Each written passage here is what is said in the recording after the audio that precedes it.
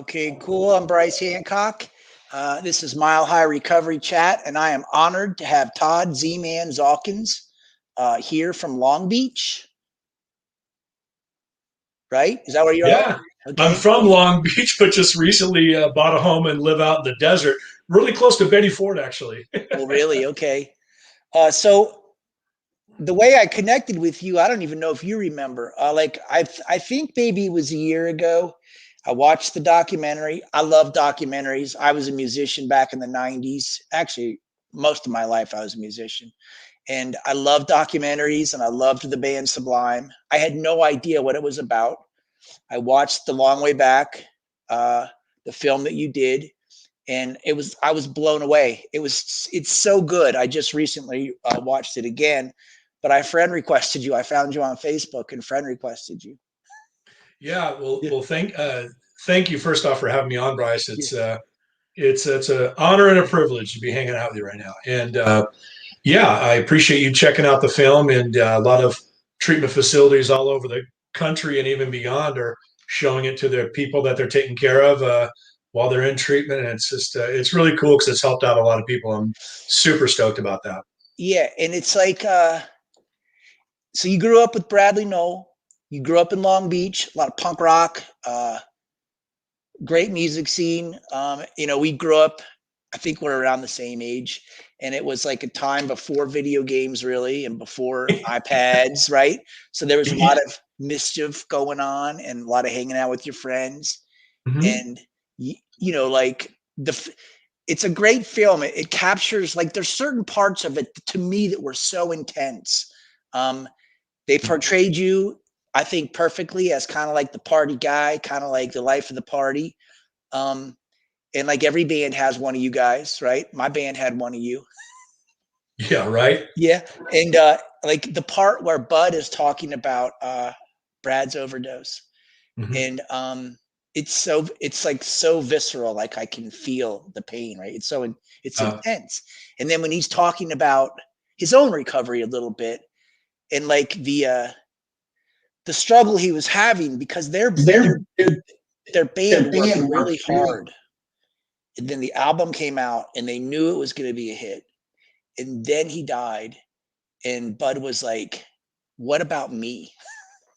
Well, yeah. I mean, like he said in the film, it was over. He dug really deep in that interview, and it was something that we were very careful of as far as in the process with him because it's one of those things you know to to put someone on film to talk about the most painful experience of their life is a big deal. And you mentioned, I guess, in a complimentary way about the film, it had to come across as honest and sincere.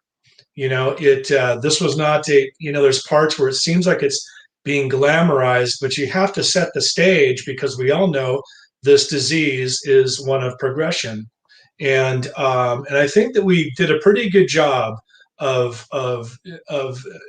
sharing that and getting that point through.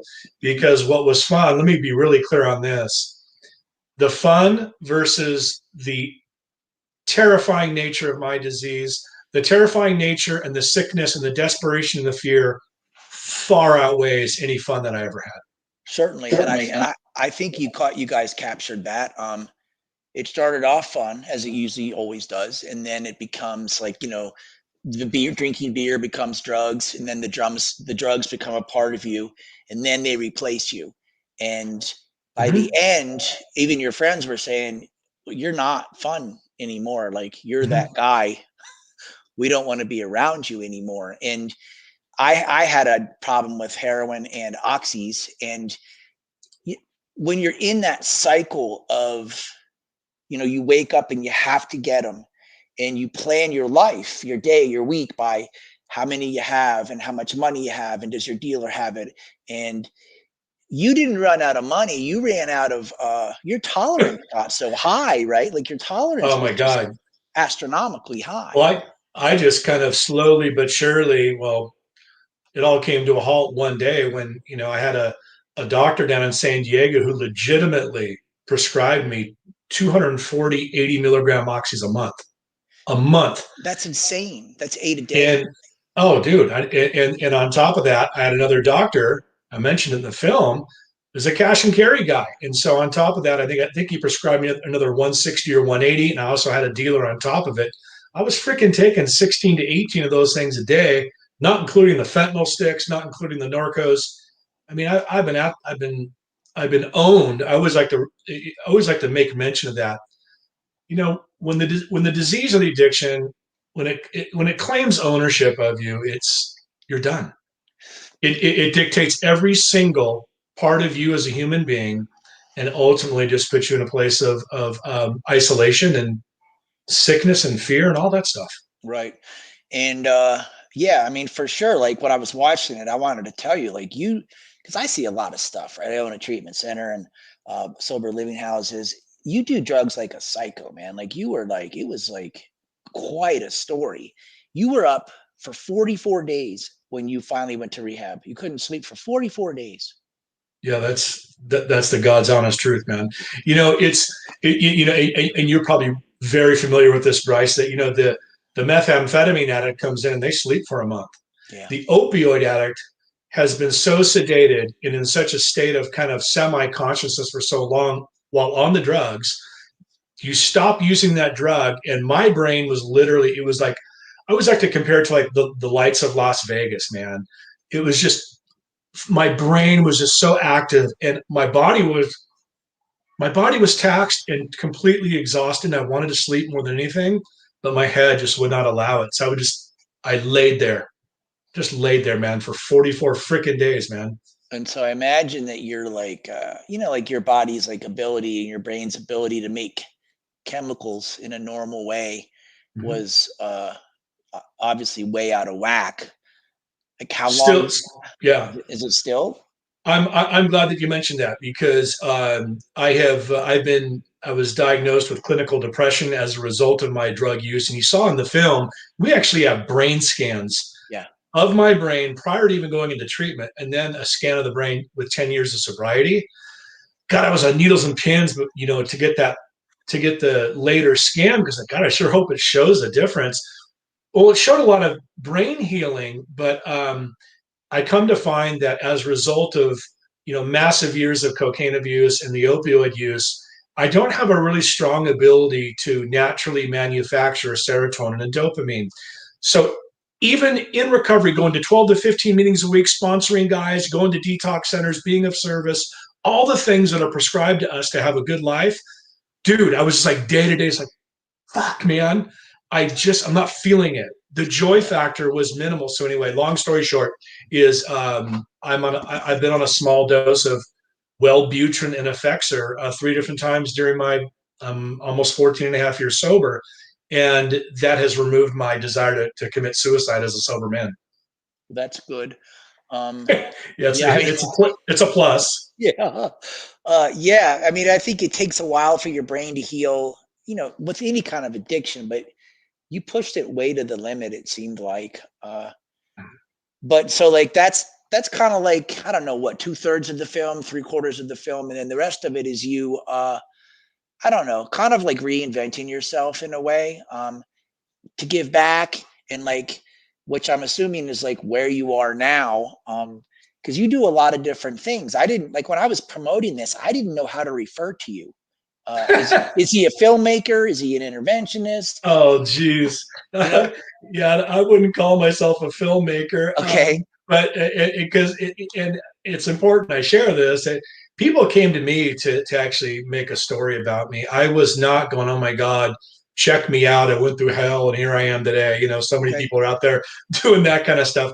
It was extremely painful to make the film, and it's been often painful in some ways knowing that it's out there. But if you knew the hundreds of emails that I get from people going, man, I saw this with my mom and dad, and dude, I'm 60 days sober. Dude, for a guy like me, that's like Christmas, man. And so recovery, for me personally, so much of my happiness is attached to, of course, getting out of self and being of service to not just alcoholics or drug addicts, but just to people in general, and being as loving and kind as I possibly can. And believe me, I have days where I fall short. but I'm a lot more improved as a man today because of what recovery has taught me. And to further that, the intervention work I do is something that I got to point this out. Of course, I want the addict or the one who's suffering to get well, but I also, just as important to me, is the family healing too, because it's a family disease and the family is completely tortured or torched from walking on eggshells. I always refer to that, the families walk on eggshells forever because of the fear, the anxiety, and the concern they have for the person who is dying of the disease. So anyway, I love intervention work, and I've had the pleasure of helping a lot of families all over the country. It's a real blessing. Is that what you're so what I did appreciate too about the film is that I mean, I'm a 12-step guy. I could see the process. A lot of treatment centers or movies or people in recovery kind of dance around the fact that they're, you know, working a 12-step program. Mhm. I could spot it right away. You were able to make amends to your father who you had I don't know, an estranged relationship with, Sure. and that's part of the 12-step process. And then I watched you with Jacob Knoll literally doing like a 12-step call, right?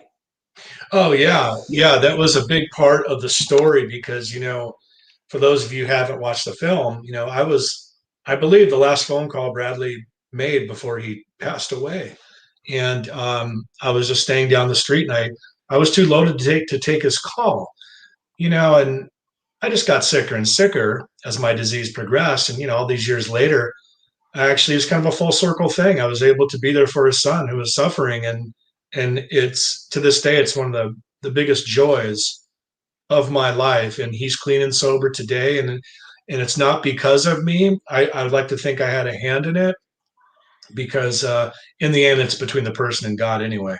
Certainly. And yeah, we can't get people sober, right? We carry the message, That's and right. like I recently got an opportunity to do that too. A friend of mine who committed suicide, his son needed help, and I was like, I'm in a position now in my life where I was like, I can help him, right? But I know I couldn't get him sober, but I got him started and gave him a leg up, and I guess he's doing well right now. But it was cool to watch that process. So how long ago did the film come out?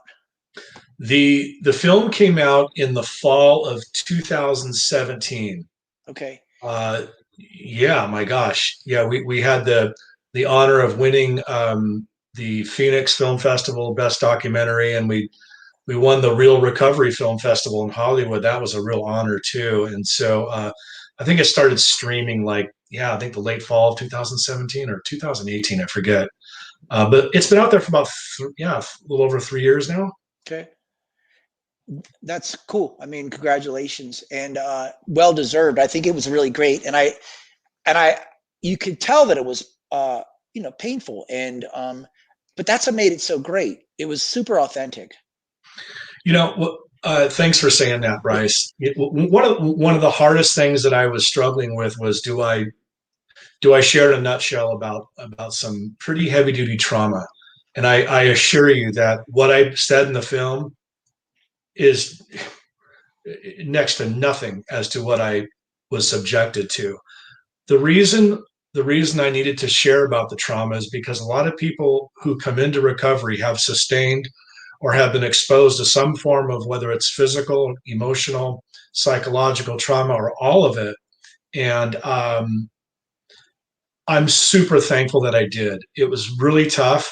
Some friends of mine, even from Long Beach, who had known me since I was 8 years old, like, dude, I had no idea you went through that. So many people are like, dude, now I kind of know what shaped you a little, because it really did. It shaped me into an anarchist, and I could not trust authoritative figures. And I made it my mission that you're never going to hurt me again. I don't want to go off on a tangent this too much, but I put that out there to share with people that um, first off, I have recovered from a hopeless condition, from alcoholism and drug addiction, and I'm still in recovery, certainly. But coupled with, I am a survivor. I'm not a victim. And at 10 years sober, I went into treatment. I went into treatment for the trauma because I was having homicidal thoughts and suicidal thoughts because of it just kept bubbling up. Okay. And I'm glad that I did. Yeah.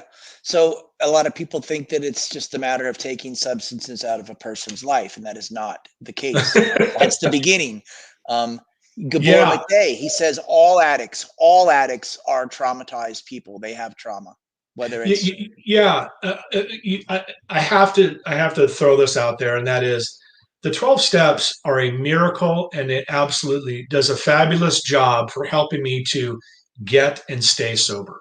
It helps me with a lot of other life things too, but I can tell you that the 12 steps could not even touch, not even come close to healing the trauma. It right. just, No, there's just I no agree, way. and I don't think that and it's interesting because any research will say that Bill and Dr. Bob were traumatized people.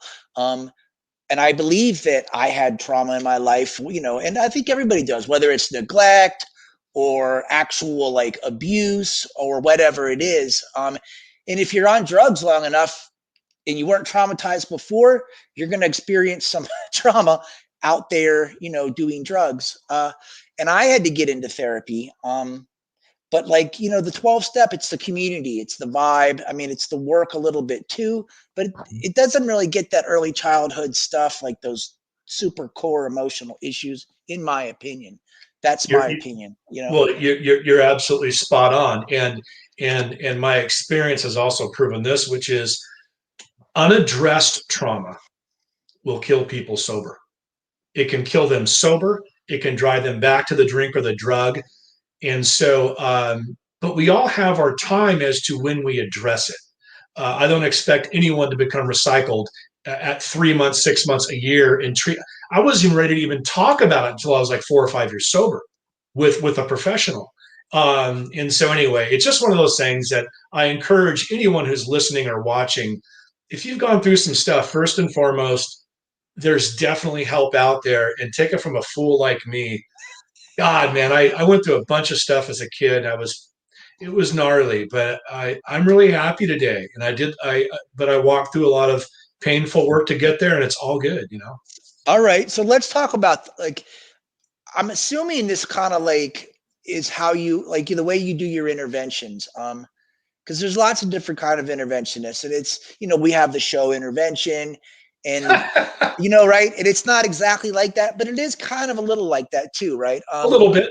Yeah, and they always, like, in that show, they always do this thing where they talk about, Susie's alcoholism started 5 years ago when she got divorced, which isn't really true, obviously, but they always go back to childhood and they always touch on something. And because I used to binge watch Intervention. I don't know why. I would binge watch the show when I was drinking and using, and they always show some childhood trauma, Mm-hmm. and then they come back and they show the person, and but they get them into treatment. And that's the end of the show, right? Yeah, And that's really just the beginning. Like, the real recovery starts the day you get out of treatment, yeah, and the day after that, and the day after that, and the day after that, and so I know this going, like, I know this about recovery. It's a lifelong thing. And it's like you said, it's great. I love it. And I'm very grateful to be in recovery. But people will come to me and they don't know if they have a drinking problem or if they're an alcoholic or how do you stop. And I mean, I'm very honest. Like, if make sure you really want to quit, because it's a whole thing. It's not like, if you're like me, you're going to have to do a lot of work. And it's probably never really going to end. And so, it's funny because you did a podcast with Peter DiStefano, and you had Kaylee Estes on there. And he touched on it, the 4 levels of alcoholics. mm-hmm. And make sure you're that 4th one before you do this, because it's a lot of work. Well, you just that's kind of a loaded few things you touch. I want to first just comment on the show Intervention. Okay. I've only watched a little bit of it, and I need to first say that I think it's the exploitation of some really, really sick people, number one. Number two, I think it's overly dramatized, and really most important, this is a very sacred, very private matter that does not need to be shown for millions of people to watch. I mean, this is life or death stuff here. And excuse me for cussing, but this is not a fucking joke, man. Okay. Yeah, you're It's right. not a It's a very serious it's not thing. a fucking joke, watching this guy, shooting up in his bathroom. They do whatever. Okay, it, that's just my 2 cents Okay. on that, and it's probably worth about a penny. But the latter part of what you're talking about is, you know, I just thought if I stopped drinking and using, I am just going to be okay. Recovery is about two things for me when I really break it down. It's about growth and change. And as people, I mean, I am not the man that I was at 3 years sober. I've gone through all sorts of, I mean, I've made progress, I've regressed, we start to find out, this is one of those things for those of you listening, if you're going to be going into treatment soon, I hope for those of you who are, you get to find out who you really are. Because I got to tell you, you don't know who you are. You have some ideas. And that struck me, like, what do you mean I don't know who I am, man? I know who I am. Don't you know who Yeah. and the truth was I was a 6'3" guy with a little kid who was just dying inside, who had no clue.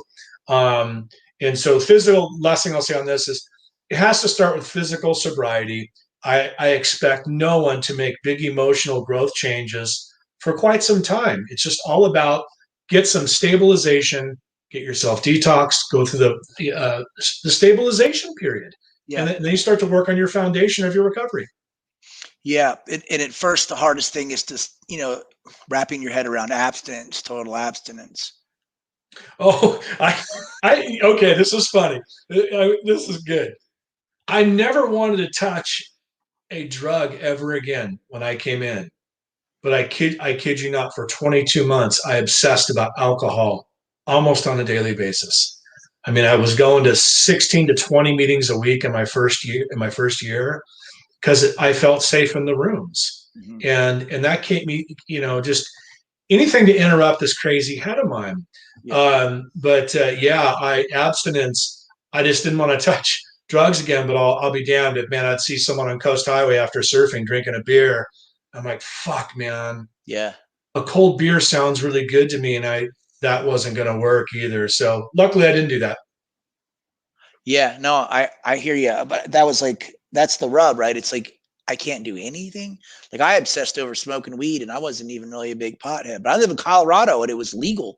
So I missed I don't know, all the shenanigans, right? But whatever. But it's like, so you're doing an intervention, you're hired by the family because their loved one is on drugs. That's how it always starts. And what they're saying is, please get him to treatment. But what they really want is them to be okay, to have a high quality life, right? No doubt about it. And I mean, make no mistake, when no family calls me to tell me things are going good. Right. I'm never contacted to say, just want to let you know that my kid's doing good, or my husband, he's fabulous.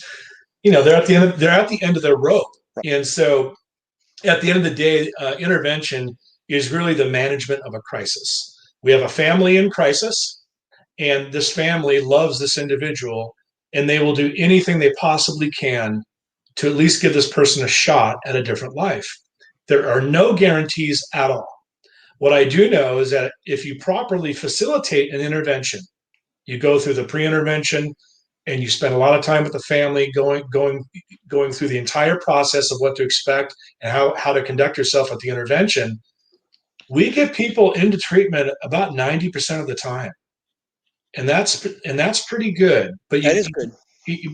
now, don't ask me for stats on who has stayed sober and who hasn't. I have a lot of people, of course, who have died. Some people have stayed sober, and some people have had to go to work on again. But at least the family gets to breathe a collective. You know what? For right now, for today, my loved one is safe. Right. That's a But big deal. yeah, and so you probably continue to work with the family, and I'm sure you've educated them. This is not like a spin dry type of thing. Everybody's going to have to do some work, Mm-hmm. and whoever your loved one is in for a lot of work. Mm-hmm. We spoke a little bit, and so you're not a big fan of just a 30-day spin dry and you're Mm-hmm. done.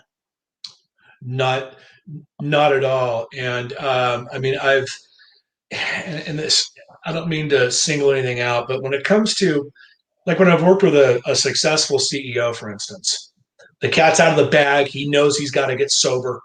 Okay. He does 30 days, but he also goes into maybe an IOP program. He's accountable. He's got a sponsor. He's going 7 to 10 meetings a week. It seems to me that the younger crowd just needs more stabilization. First and foremost, a younger person bounces back a lot quicker than an older person. I came in at 39. I'm 53 now. I mean, dude, I couldn't talk for like 6 months. I would slobber all the time. It was bad, man. And then, so the younger people, this is just, and it's been my experience, they tend to bounce back quick. And that sometimes gives them this indication of, you know what, it's not that bad. Yeah. So maybe I can go, and just use recovery as an in and out thing. I take it as drop dead serious that if I drink or do one drug again, I don't ever get to talk to Brice again. And I'll sure as hell never be at a meeting again because I'm done. Um, I don't know if that made any sense at Well, all. it does, because like I agree with you, and I don't even know if that's true. It's true for me. I believe if I drink again, I'm gonna die. Mhm. I don't know if that's true. It's true for me, and I base my life on it, right? Yeah, yeah. Maybe here's the thing: is maybe I won't die that day, but we all know that we've seen it too many times. We'll get back to a really bad place quite quickly. I could have one beer tonight, sure, one. What's going to happen tomorrow, Brice? What's going to Well, happen? you're Then eventually, maybe it's vodka and then a couple of 8 balls. Next thing you know, I've got a freaking quarter pound of heroin that I'm smoking. I did that shit, man. yeah. You And then know. you're right back where you started, and it doesn't even take that long, Yeah. right? It's a progressive, chronic, fatal disease, and I don't even know if that's true, but it's definitely true for me. I believe that 100%. It is of course true, and it's an absolute fact. If you have this disease called alcoholism, or if you're a drug addict or combo, whatever you want to call it, you are going to progressively worsen. So if let's say you start getting loaded at 17, how you feel at 17 is not going to be the same at the age of 42. Right. I can tell you that what I was feeling at 17 versus when I came in at 39, dude. Yeah. Yeah, it is absolutely a progressive disease that becomes a nightmare over time. Well, that's what we teach people, and that's just how we do treatment.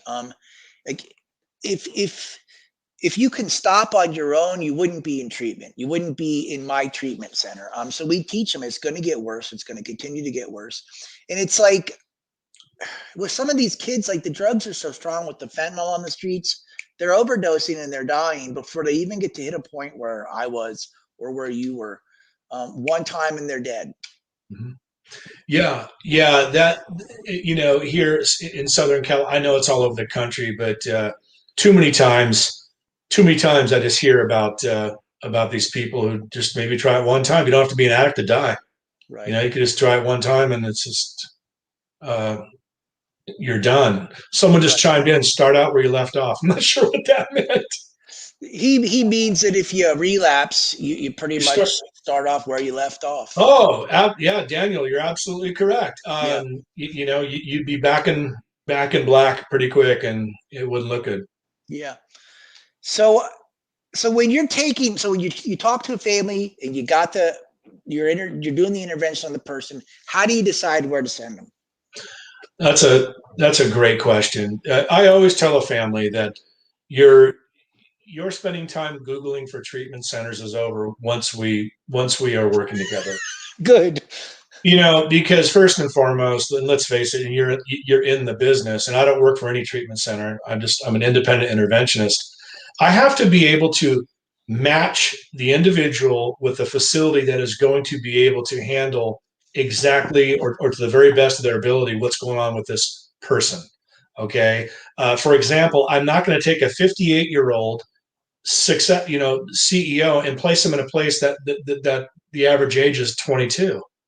I need to put him with a place where there's some other alcoholics or whatever he's doing, and try my best to match where he or she is going. So, yeah, I take a lot of pride in matching, because it takes work. You have to have a good understanding of the stable of treatment centers that you work with, that they can handle what you're sending. I don't like to ever have to second guess. It is going to be a good fit. I hang my hat on that. And then, so while they're in there, what are you doing? Are you talking about aftercare before they go, or are you talking about Yeah. aftercare while they're in there? Okay, that's an interesting subject that you brought up. Well, first off, when it comes to I intervene on both genders. However, I do not get involved in continuing care with females, and I will refer continuing care out for a female to professional women who are really good at handling continuing care. But to really drill down on what you just mentioned, if a family wants to have some type of family work / continuing counseling, etc., we're already talking about that the first week that person is in care. We're not racing and scrambling at day 45 or 60 or 90 whenever they're leaving to put a plan together.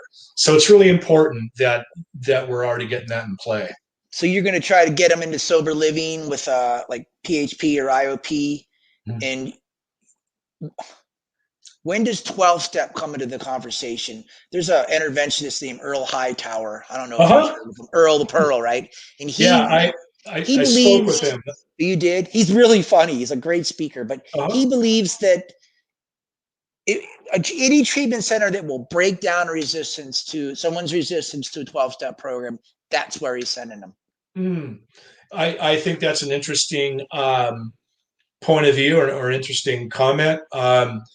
I am full on, all in, 110% believer. Here's the thing: I love when people say, "Well, he tried AA, but it didn't work." Yeah. You know what? And my response is, what did he do in AA? What type of actions did he take? Was he accountable? Was he of service to other people? Was he regularly going? No, he wasn't doing. Well, no shit, he wasn't doing that. That's why he's drunk or whatever. And or 7 meetings. Okay, I like that 90 and 90. I actually kind of crack up at that, because after what happens on day 91, what are we done? It's like we're in a continual, and I get it. The 90-90 thing is to expose someone to the 12-step program, to get them in a routine of accountability, and to allow groups to get to know the person, and for the person to get to know the group. I get all that. But as far as 12-step is concerned, I do not believe in sending someone to a place, and I guess more power to them, that hang their hat on petting horses and equine therapy. Because my thing is, when the shit hits the fan and I want to get loaded or I'm homicidal, what am I going to fucking do? Call Mr. Ed? What am I going to do? Call the horse up? I need to call Brice and say, Brice, this is what's really going on with me, man. I'm coming undone. There is no more powerful tool that exists for us recovering people than to be able to talk with someone we trust. You know what I mean? When I call up another man who knows me, oh, dude, this is what's going down. And we talk it through, Yeah. So I guess the last thing here is that any place that I work with is 12-step based. Okay, good. Because that's the best thing that I went to an IOP. I went to like a psych hospital and then IOP, and they pushed me towards 12-step. And it's the best thing that they did, because now I still am heavily involved in 12-step, and it's what keeps me sober today. Heck yeah. I can't do IOP the rest of my life. I have to graduate to something else, right? And like something that's going to like lead me to emotional sobriety as well. And well, on top of, it's important for us to get busy working with other men.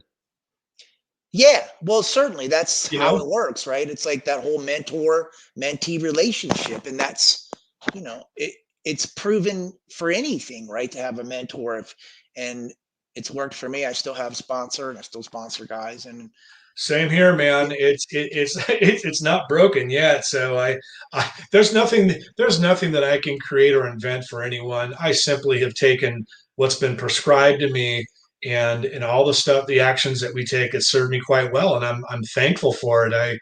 I do want to say again to anyone who might be, I like that. I like what Daniel's saying.